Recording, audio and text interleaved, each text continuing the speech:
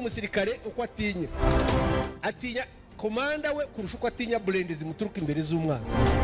Uyu mugabo yarwanye intambara nyinshi ndetse ari mu mazina y'abanyabigwi babahoye u Rwanda banahagarika jenoside yakorewe abatutsi biciye mu rugamba ruhambaye rwarwanwe n'ingabo zaho zari za RPA Inkotanyi zari ziyobowe na nyakubahwa Perezida Paul Kagame wari ufite ipeti rya General Major. Ubundi General Bingira ni umugabo uvutse mu mwaka w'1964 avuka ku babyeyi b'abanyarwanda bari barahungiye mu gihugu cya Uganda kubera ubwicanyi bwibasiye abanyarwanda bo mu bwoko bw'abatutsi kuva mu 1959.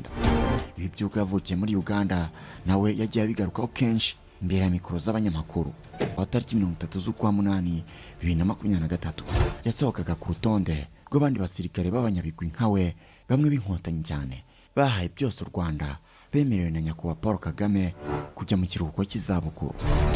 Uyu mugabo w'igihangange rero ni umwe mu bajyanye ishema, icyubahiro n'urwibutso ntagereranwa yasigiye benshi.